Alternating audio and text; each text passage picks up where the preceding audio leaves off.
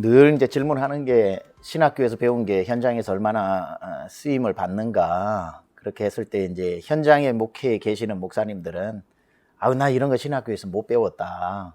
다 나와서 배웠다. 이렇게 얘기하시는 부분들 목회를 해보면 그게 굉장히 또 납득이 되지만 또 다른 면으로 좀 이따 얘기를 나누겠지만 또 신학교에 그 부분들이 없었다면 현장에서 그 응용 능력도 없었기 때문에 상위성보다는 연관성 그 함께 연결되어진 이런 부분들이 적절히 균형을 맞춘다면 그 이상 좋은 게 없겠다 하는 생각이 듭니다. 저희들은 우리 선배님들보다는 양질의 신학 교육을 받았죠. 좋은 교수님들로부터 또 좋은 곳에서 이렇게 공부해 오신 분들로부터 좋은 신학 교육을 받았어요. 그래서 저는 신학교 시절에 신학 교육에 관한 어떤 부족함들 이런 것들은 솔직히 별로 없었어요. 마음껏 공부했고 좋은 분들로부터 영향을 많이 받았던 것 같은데, 근데 정작 나와서 개척을 하니까 전세 담보 대출은 어떻게 해야 되지? 이 계약은 어떻게 해야지? 아무것도 모르는 거야. 나는 그런 쪽으로는 완전 바본 거예요, 바보. 그러다 보니까 교회를 세우는 일에 있어 가지고 정말로 실질적인 어떤 필요한 어떤 지식들이 신학교에서 좀 이루어져야 되겠구나 하는 이런 생각들이 많았죠. 그러면서 이제 교회를 세워가는 과정 속에서 내가 신학교 시절에 좋은 교육을 받았는데 현장에 오니까 이게 거의 무용지물이지? 이런 것들보다 좀 더 프랙티컬한 것들을 배웠으면 참 좋겠다 하는 이런 생각들을 많이 했어요. 그런 차원에서 이런 주제를 가지고 대화를 한번 나누어 보는 게 굉장히 현장에서 목회하고 있는, 그리고 또 개척을 시작하거나 목회를 하고 있는 목사님들에게 굉장히 공감이 많이 갈 만한 주제다, 그렇게 생각해요.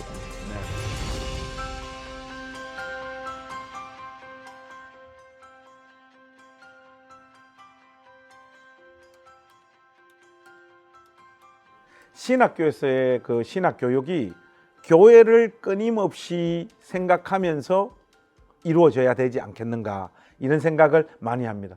교회를 위한 신학이 아니라면 솔직히 제가 가진 신앙적 소신으로 봤을 때는 그런 신학 교육이 무슨 의미가 있겠는가 싶어요.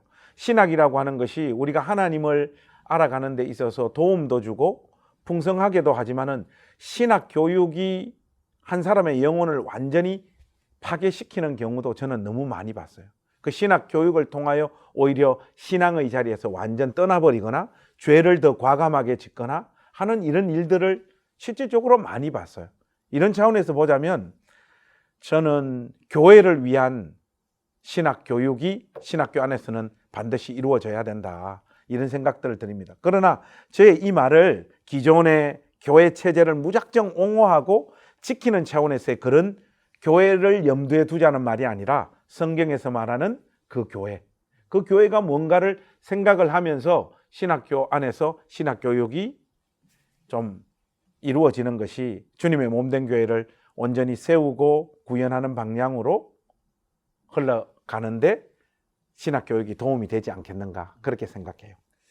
옛날하고 지금하고 이제 신학교 이해가 조금 달라진 게, 옛날에는 이제 학부가 되었던 신학대학원이 되었던 기본적으로 들어가게 되면은 목회를 한다, 그리고 또는 크리스찬 교육가가 된다, 또는 선교사님이 된다, 분명한 이렇게 수렴되어지는 하나의 공동된 목표가 있었는데, 지금 김 목사님도 여러 번 다녀왔지만 신학교 체프를 가게 되면 첫 번째 우리에게 주는, 스피커에게 주는 지침이 뭐냐면은 목사님 다 목회할 사람들 아니니까 일반적인 설교를 해 주십시오.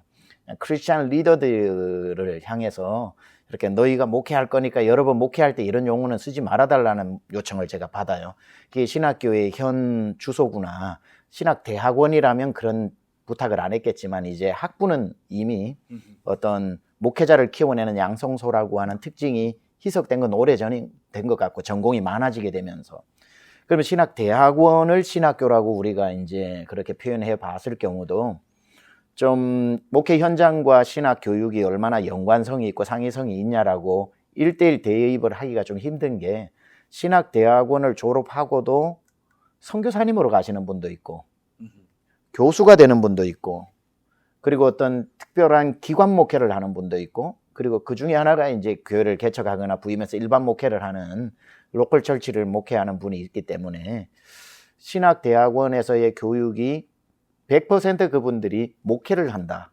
그렇다면 훨씬 더 전문적으로 접근을 하고 목회 지향적 커리큘럼을 만들면 되겠지만, 그 중에는 계속 아카데믹한 공부를 해서 교수가 되려고 신학대학 들어온 분도 있고, 또 선교사를 준비하기 위해서 어떤 소양을 갖추고 준비하기 온 분도 있고, 다양한 니드가 있기 때문에 딱 1대1로 이 신학대학 교육을 딱 획일화 시켜가지고 담임 목회자를 배출하는 기계적 어떤 커리큘럼은 힘들다고 생각을 해서, 앞으로 아무리 발전된다 그래도 필연적으로 상위성은, 목회자와 신학교 교육은 상위성이 당연히 존재를 하겠지만, 이따도 좀 얘기 나눌 수 있겠지만, 그런 것을 감안하고 신학대학원의 커리큘럼이 좀 더 세분화되어져서 일찍부터 자기의 어떤 지향하는 그런 방법의 트랙이 있었으면 좋겠어요.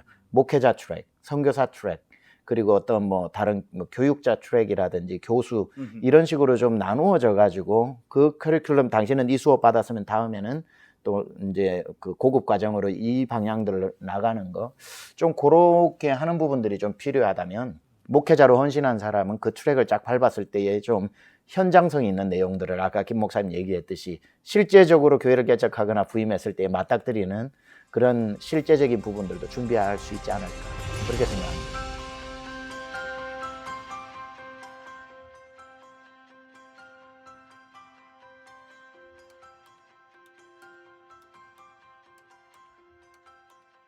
저는 신학교 때 배워놓지 않으면 졸업하고 난 뒤에 다시 배우기 힘든 내용들이 있더라고요. 뭐 언어도 그렇고, 조직신학적인 것도 그렇고, 교회사도 그렇고, 목회를 할 때 설교 준비를 위해서 책을 빼서 보기는 하지만 깊이 있게 앉아서 교회사를 다시 이렇게 덮어보고 기억하고 또 정리하고 하는 시간은 사실 많지 않고, 조직신학 마찬가지고, 그래서 저는 신학교가 충분히 아카데믹한 부분들을 가르쳐야 하고, 거기에서 심취하고, 그리고 그런 시간들에 푹 빠져 있는 시간은 반드시 필요하다고 생각을 해요. 그러고 난 뒤 현장으로 오니까 현장이 너무 당황스럽거든요.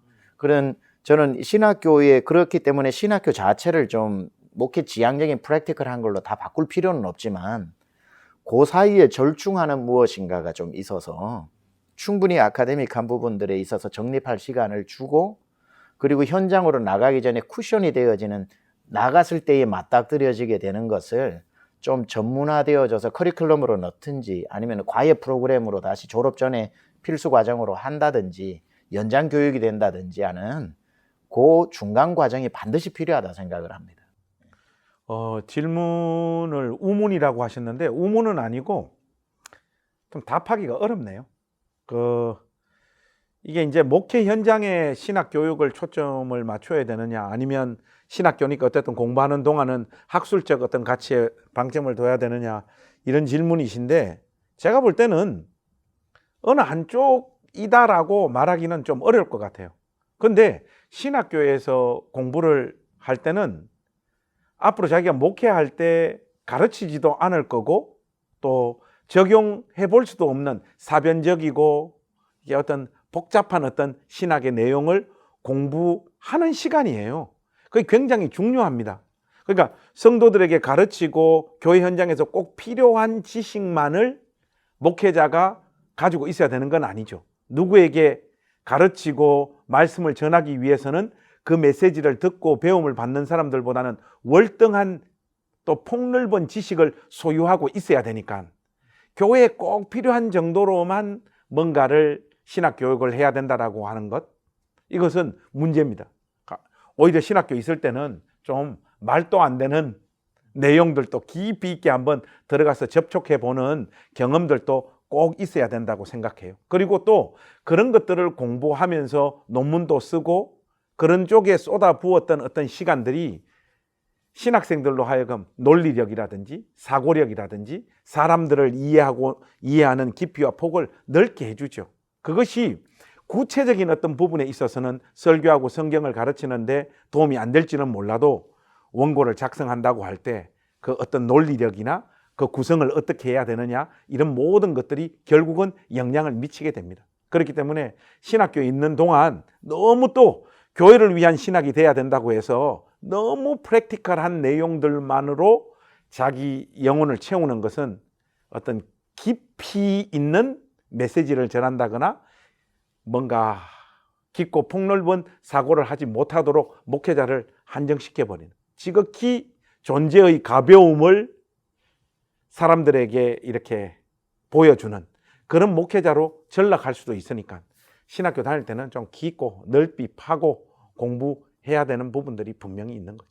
우리가 이제 설교를 하고 성도님들한테 어떤 힘 있는 설교를 하려면 우리 성도들이 생각할 때도 신학교 가지 않고는 좀 배울 수 없는 깊은 내용들이 있다. 우리가 그냥 인터넷만 서치업해도 나오는 내용 정도가 그렇죠. 아니고 그냥 서점에 가가지고 좀 이렇게 괜찮은 책들 뽑아서 읽으면 그 성도들하고 대화를 해보면은 훨씬 더 뭐 기독교 리더들 존 스타트 책이라든지 J.I. 패커 책이라든지 요즘은 뭐 심지어 뭐 톰 라이트 책까지도 읽어내는 사람들 많이 있고 저희 뭐 교회 그 목자 중에도 뭐 로이드 존스 책 다 읽은 분도 있고요.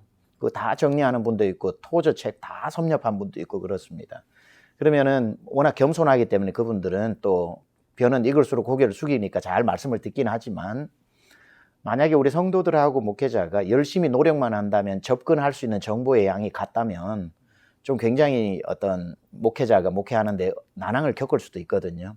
그런 차원에 있어서 어떤 뭐 폼 잡겠다는 뜻이 아니라 아무리 책을 많이 읽어도 신학교에서 배우는 커리큘럼이 아닌 이상은 어떤 부분에 있어서 조금 차별화가 있는 데서 우리가 깊이 있게 공부를 한다든지 그런 걸 많이 이렇게 또 토론을 한다든지 그런 또 보통 성도들이 2차 자료까지 접근할 수 있다면 우리는 1차 자료까지 손을 댈 수 있다든지 뭐 이러한 것에 있어서 좀 신학교가 차별화된 좀 깊은 공부를 그 커리큘럼을 제공했다고 해서 다 그만큼 공부하는 건 아니지만 개인에 따라 다르지만 그러나 마음 먹고 공부를 했다면 그 깊은 데까지 갈 수 있는 그 과목이 모든 걸 가르쳐 주지는 않지만 우리도 좋은 책 한 권을 읽고 뒤에 각 줄을 보다 보면은 거기에 수많은 책들이 있어서 지경이 넓어지잖아요.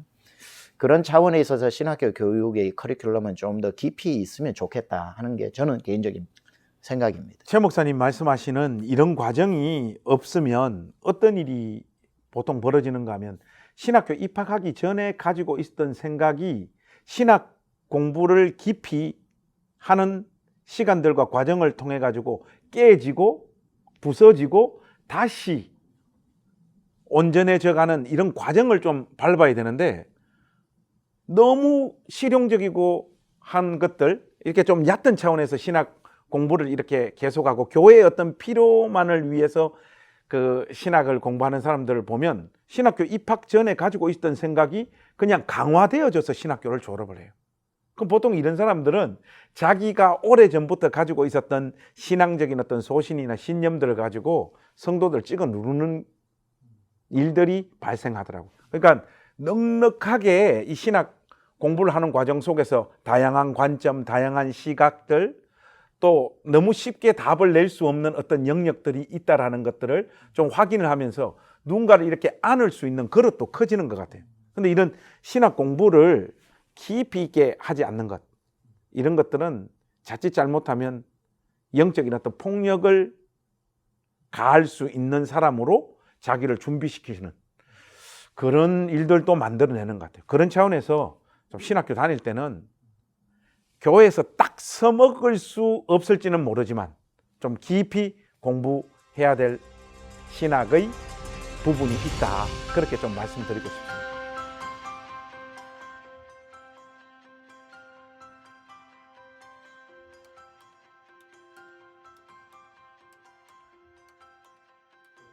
제가 일반적으로 이렇게 이야기를 들어보면 우리 지금 신학교에서 이루어지는 신학교육들 중에 목사님들이 나 이거 학교 때 이거 배워서 참 좋았어. 목회하는데 이거 너무 도움이 많이 돼. 하는 것은 설교 훈련을 요즘은 좀 구체적으로 이렇게 많이 하나 봐요.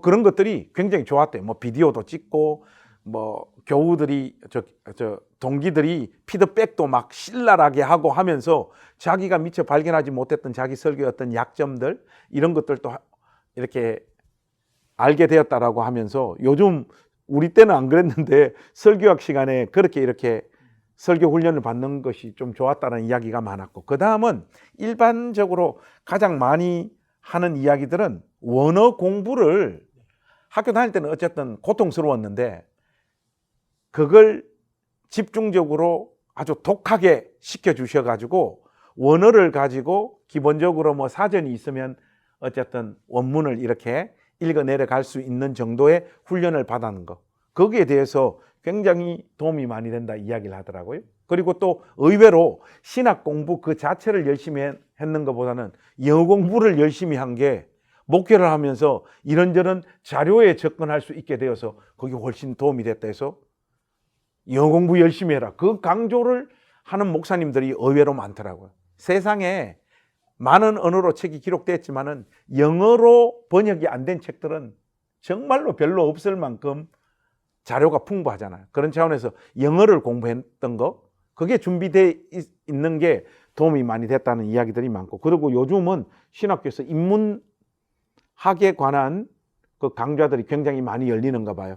그런 것들이 성경만 보고 하나님의 세계와 하나님에 대해서 이해했던 부분들을 훨씬 좀 이렇게 풍성하게 해줬다, 이렇게 이야기를 많이 하더라고요. 근데 저 같은 경우에는 신학교 시절에 가장 도움이 됐던 것은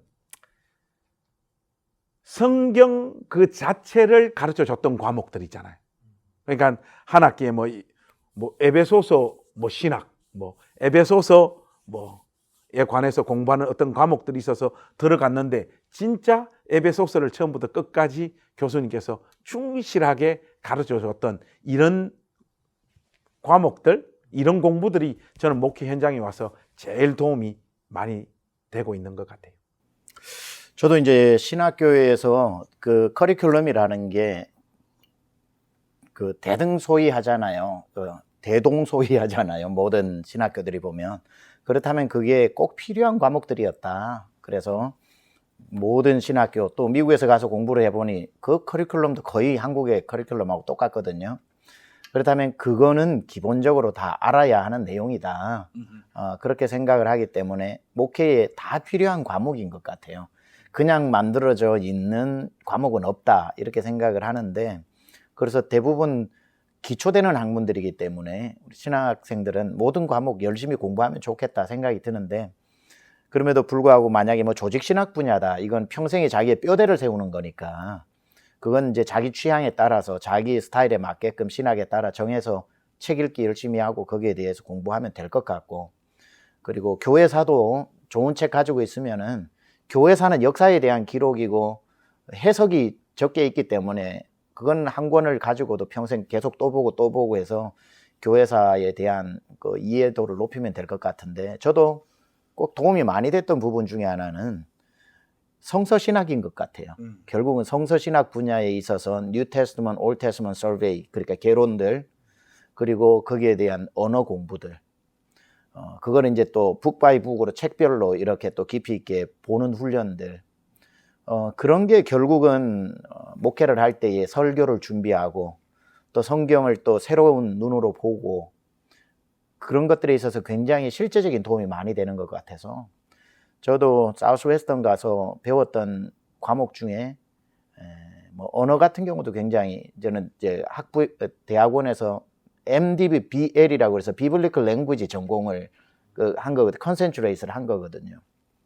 그래서 그게 뭐 굉장히 도움이 됐지만, 진짜 저한테 도움이 많이 됐던 건 신약 개론 이런 걸 가르칠 때 교수님이 굉장히 가르치는 사람에 따라 또 많이 다른 것 같아요. 깊이 있게 아주 뭐 이렇게 잘 가르쳐 준 그 뼈대가 성경을 앞으로 읽어 나가고 설교 준비하는데 굉장히 도움이 많이 됐던 건 사실입니다.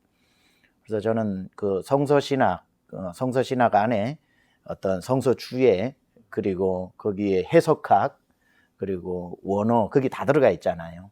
그렇게 하면 설교 준비하는 법, 이런 것까지 다 프리칭까지 나오기 때문에 저에게 있어서 추천한다면 신약, 구약, 성서신학을 가장 좀 열심히 해놓으면 가장 많이 써먹을 수 있다.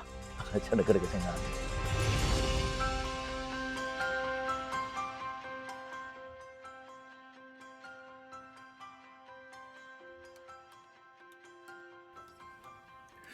요 뒤에 질문하고 좀 겹칠 것 같아서 하다가 뭐 얘기를 일단 다 나눠 볼게요. 제가 이제 뭐 제 경험입니다만은 참 좋았던 것 중에 하나가 미국은 MDiv를 사우스웨스턴 신학교를 이렇게 들어가게 되면 거기에서 이제 이수해야 되는 뭐 학점들이 있지 않습니까? 100몇십, 130 학점인가를 맞춰야 이제 졸업을 할 수 있다고 할 때 그건 그거대로 기초 학문을 쭉 다져가게 하면서도 학교와 교단이 연합을 해가지고 교회 안에 학교 안에 여러 또 새로운 프로그램들을 만들어 가지고 그 필수 과목 외에 선택 과목을 그걸 많이 듣게 되면 졸업 후에 그쪽 방향으로 열어주는 시스템이 잘 되어 있습니다. 특별히 이제 제가 그때 98년도에 입학을 하고 공부를 할 때 미 남침 내외 국내 선교부, 그러니까 노스 아메리칸 미션 보드라고 그래서 NAMB, 우리 NAM이라고 부르거든요. NAM에서 교회 개척자 모집 그 캠페인을 했는데 그걸 느헤미야 프로젝트라고 그랬습니다. 그러니까 느헤미야 프로젝트를 6개 신학교 내에다가 MDiv 안에 커리큘럼으로 집어넣고 공부를 쭉 하는 가운데 선택 과목을 느헤미야 프로젝트 과목을 다 듣고 나면 졸업했을 때 교단에서 교회 개척 지원금을 주는 겁니다. 그런 식으로 해서 교회 개척 프로그램들이 굉장히 잘 돼 있기도 하고 또 인터내셔널 미션 볼드라고 그래서 우리 미남 침내외 해외 선교부 IMB라고 그러는데 IMB 같은 경우도 한 교회 안에 세계 선교 뭐 센터 월드 미션 센터가 있어가지고 거기랑 커리큘럼을 연관을 계속 지어가지고 앞으로 나는 IMB 선교사로 나아가는 준비를 하는 사람에게는 그 트랙을 쭉 따라가게 되면 나중에 IMB 선교사로 허입되는 과정으로 연장 교육이 다 되게 되어 있거든요. 그리고 이제 복지 이런 걸 사회 그 복지를 했던 분들은 교회 학교 안에 또 그런 프로그램이 연관이 되어져 있어가지고 2,000시간 그거 전부 이렇게 상담해 줄 수 있는 그 플랫폼을 만들어 줘가지고 직접 학교로 이제 뭐 병원 같은 데서도 학교로 보내주면 학생들이 그걸 상담을 계속 해주는 시간이 2,000시간 쌓이면은 자격증을 부여하게 되고 실제적으로 기초 학문만 해서 이제 알아서 해라기보다는 계속해서 학교 공부를 하는 동안에 자기의 콜링을 따라서 나는 교회 개척이다 그러면 네마야 프로젝트로 들어가고 나는 어떤 선교사다 그러면 IMB 프로그램으로 들어가고 하는 이런 연관되어진 걸 잘 준비해 놨거든요. 저는 우리 한국 지금 신학교 내에도 MDiv 이수 과목 학점만 마치는 게 아니라 자꾸 그러한 것들이 교단과 함께 학교 안으로 들어가 있어서 그 학생들의 콜링이 어느 쪽인지를 자꾸 점검해주고 연관시켜주고 미리부터 준비하게 하는 거 저는 굉장히 필요하다고 생각합니다. 목회 현장에 와서 목회자가 가장 많이 해야 되는 일이 뭘까 이렇게 생각을 해보니까 뭐 설교에 대해서는 우리가 이야기를 제법 많이 했잖아요. 그거 말고는 예배를 인도하는 거더라고요. 근데 우리 교회 예배 순서가 이렇게 있어요. 근데 저는 뭐 최 목사님도 그렇고 저도 그렇고 이제 침례교 목사잖아요. 근데 침례교회의 어떤 예배의 구성과 타 교단의 예배 구성이 다르더라고요. 근데 왜 우리는 이런 것은 하고 저런 것은 안 할까? 아무 생각 없이 그냥 어릴 때부터 그냥 해왔기 때문에 그냥 그런 예배 순서를 넣어가지고 이렇게 예배를 드리고 있는 저 자신을 이렇게 보게 되더라고요. 그래서 예배에 대한 이해들이 예배학을 통해서 어느 정도는 배웠지만은 실질적인 것들은 거의 목회자들 마음에 별로 없는 것 같아요. 제가 이런 그 생각을 하게 되는 것은 그 최주원 목사님이라고 그 루터파 그 목사님하고 대담을 한번 이렇게 하게 됐는데 그 본인 교회의 어떤 예배 순서 그리고 예배란 무엇인가에 대해서 쭉 이야기하는데 제가 완전 매료됐어요. 너무 매료됐고 저런 순서 하나하나에 이런 의미가 들어가 있구나. 그러면 우리는 왜 저걸 안 할까 했을 때 거기엔 또 신학적인 어떤 강력한 이유가 있더라고요. 그래서 이런 어떤 내용들을 분명히 좀 파악한 채 예배를 인도를 해야 될 것 같아요. 이런 교육들이 좀 잘 이루어졌으면 좋겠고요. 그리고 실질적으로 예배를 집례한다든지 침례식을 해본다든지 이런 교육들이 실질적으로 좀 목회학 시간에 좀 구체적으로 이렇게 강화되어졌으면 좋겠다. 이런 생각들 좀 많이 하게 되었습니다.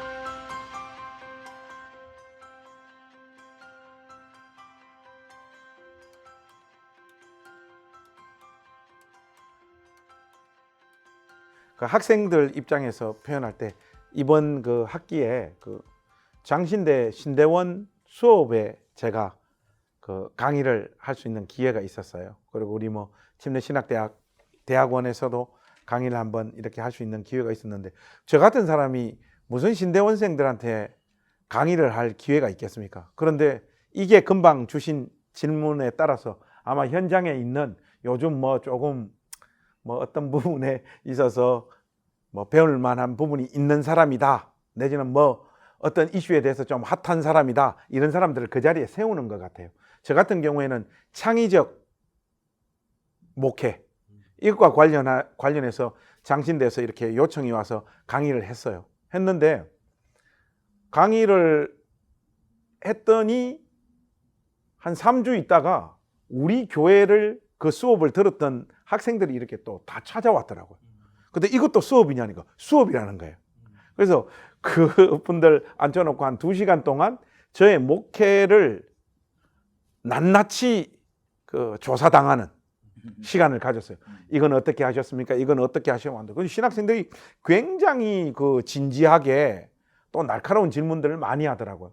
그래서 뭐 그냥 체면치레로 답을 했다가는 정말 창피당할 수밖에 없는, 그래서 아주 정직하고 솔직하게 그분들하고 한 2-3시간 같이 이렇게 나누었는데, 들려오는 이 피드백들이 굉장히 좋은 이야기들이 많더라고요.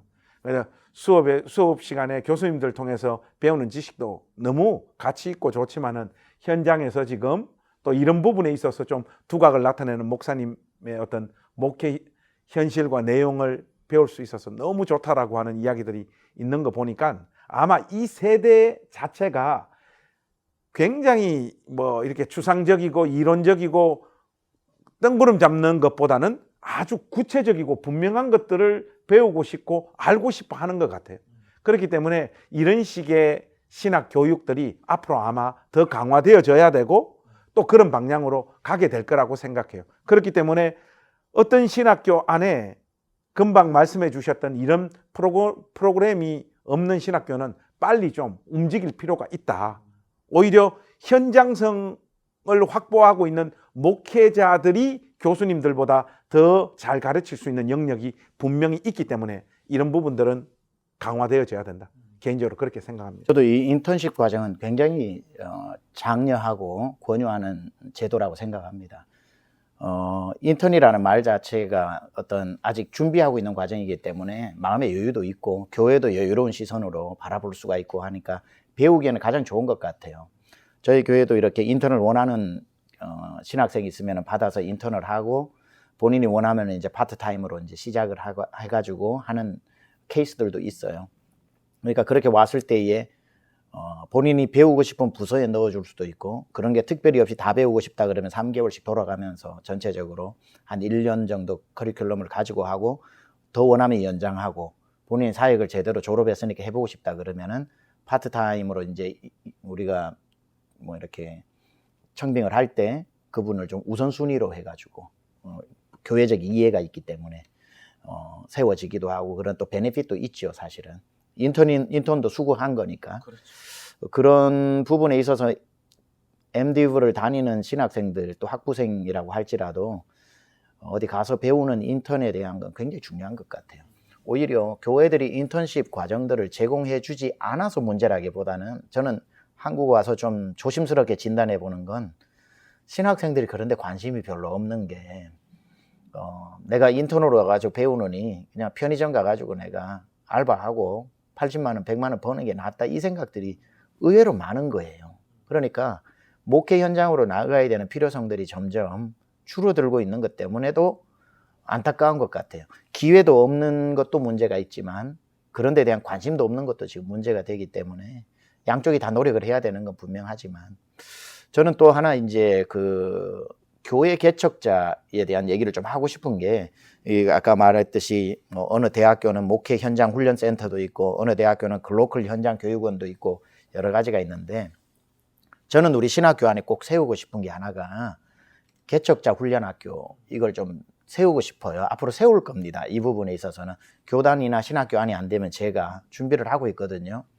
무슨 뜻이냐면, 지금까지 교회 개척은 졸업하고 난 뒤에 큰 교회로 부름받지 못하거나 큰 교회 부목사님이 안 되거나 어디 불러주는 데가 없었을 때 할 수 없이 개척을 하고, 또는 이제 부목사로 충분한 시간이 되었는데 담임 목회 장이 열리지 않아서 할 수 없이 코너에 몰려가지고 개척을 하게 되고, 이 개척이라고 하는 게 코너에 몰려서 가는 경우가 있고, 또 개척의 소명을 받고 개척하신 분도 교회가 개척되어져서 커지면은 거기에 평생 뼈를 묻어버리고.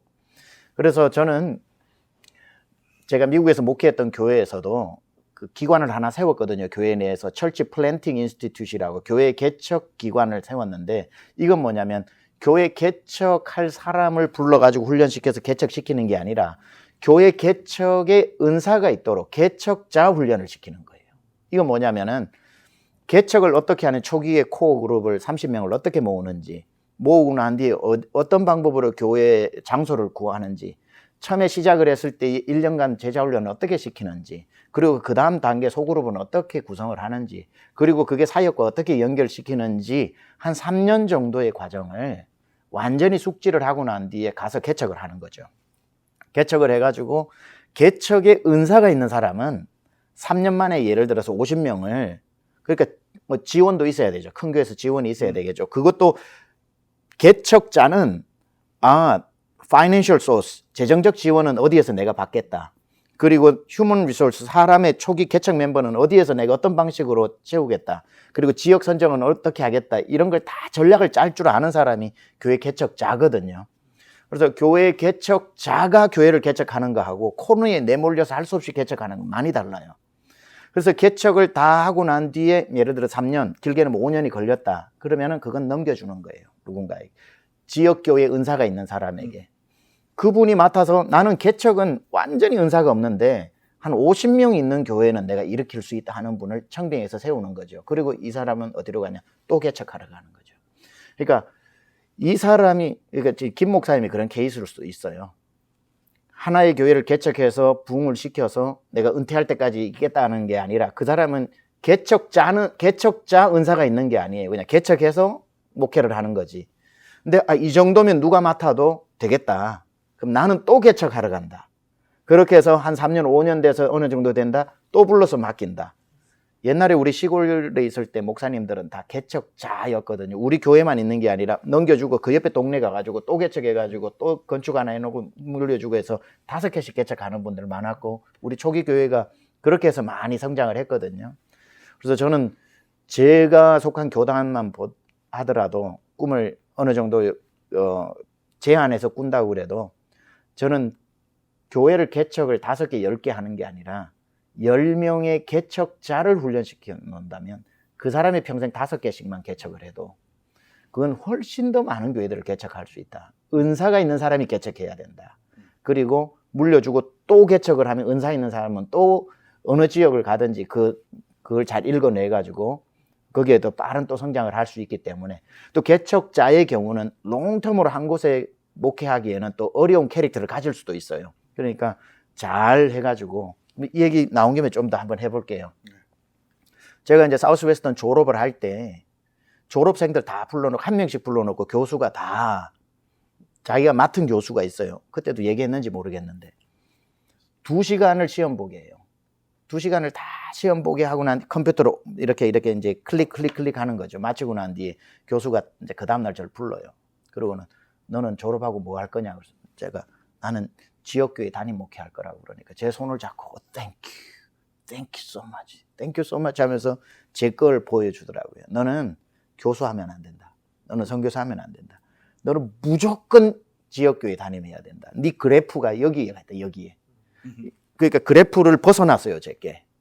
너는 무조건 개척을 하든지 아니면 지역교회 담임을 해야 되는데 네가 그걸 원하니까 너무 고맙다고 제 손을 잡고 닥터 버나드라는 교수님이 그렇게 얘기를 하시는데, 그러니까 졸업하는 학생들 그냥 졸업 안 시키고 딱 어세스먼트를 하는 겁니다. 그래서 너는 지역교회 목회한다 그러면 please 다시 한번 생각해봐라. 너는 선교적인 거다. 나 해가지고 선교사 나와보면 어떡해? 선교사로 가야죠.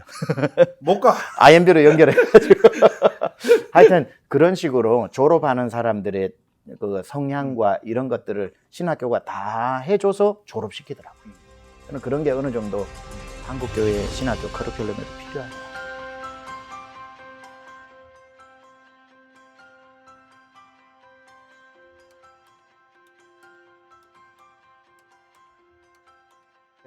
저는 행정적인 어떤 효율을 위해서 교단이 붙잡고 신학교에 대한 어떤 영향력을 붙잡고 있어야 될 부분들과 교단이 포기하고 신학교에게 그 권한을 넘겨야 될 부분들을 확실하게 좀 진지하게 고민해 가지고 선을 확실하게 좀 그었으면 좋겠어요. 그게 안 되니까 신학교 교수님들이 자꾸 교단 목사님들 눈치를 너무 보는 것 같아요.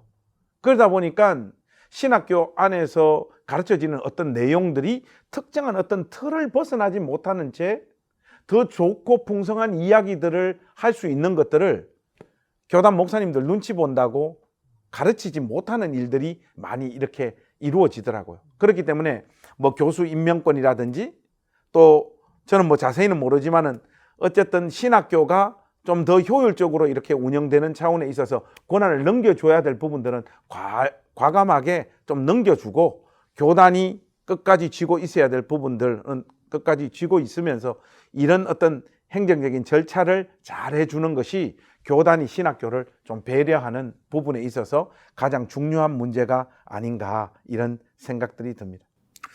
저 같은 경우는 뭐 이제 신학교라고 하는 게 하드웨어가 있고 소프트웨어가 있지 않습니까? 지금까지는 이제 소프트웨어 안에 커리큘럼이나 신학생들을 준비하는 건 신학교의 숙제고 과제고 이제 학교 건물들을 잘 해주는 게 이제 교단과 교회들이 해줘야 되는 일이라고 생각을 많이 해왔고 잘 해왔는데 이제는 교단이나 교회들이 신학교에 뭐 이런 시설을 해줬다 저런 시설을 해줬다 하는 차원을 좀 넘어서서 그러니까 하드웨어를 갖추는 데 도움을 주는 차원을 좀 넘어서서 신학교 내에서 만들어낼 수 없는 아까 말했듯이 우리가 일반적으로 PhD를 받고 학자가 되기 위해서는 그만큼 시간이 많이 필요하거든요. 그것만 가지고 진짜 보내야 되거든요. 제가 아는 교수님 한 분은 7년 동안 구약학 공부를 하면서 사탄의 역사에 대해서 쓰신 거예요. 그분이 7년 지나고 이제 PhD 받으면서 그 사우스웨스턴 교정에서 저를 붙들고 한 맺힌 소리를 했던 게 최전도사님 나 7년 동안 사탄하고 살았다고 그러더라고. 눈 떠도 사탄, 잘 때도 사탄이라고 하면서 너무 자기가 7년이 좀 그렇다는 거예요. 학적인 그건 있지만 거기에 인생을 다 그 7년을 바쳐야 되기 때문에 목회적인 어떤 경험들이라든지 현장감을 찾기는 사실 한 사람으로 사기는 힘든 거거든요. 그렇죠. 그러니까 교수님들이 잘한다 못한다를 떠나 하나의 학문을 파는 데 있어서 진짜 PhD를 받고 교수님 되는 데는 그쪽 분야에 신경을 썼기 때문에 기능이 발달할 수 있는 환경이 주어지지 않았잖아요. 그러니까 그런 분들이 신학교에서 필요한 과목들을 잘 가르쳐 주시고 난 뒤에 반드시 실제적인 목회 현장의 기능이 잘 이렇게 발달되어진 부분이 접목되려면 이제는 교단이나 교회들이 학교 시설만 자꾸 돈을 줘가지고 키우는 것보다는 안에 기관들을 세울 수 있는데 투자를 하고 어떤 센터를 세우는데 투자를 해서 거기 안에 교수님들로부터 다 채워지지 못하는 부분들의 어떤 그 스피커들을 보내고 커리큘럼들을 만들어 가지고 공부하는 학생들이 두 개를 다 배울 수 있도록 할 수 있도록 그 신학교 안에 그런 기관들을 이제 좀 소프트웨어도 투자해 줘야 되는 그게 더 중요하지 않을까 그렇게 생각합니다.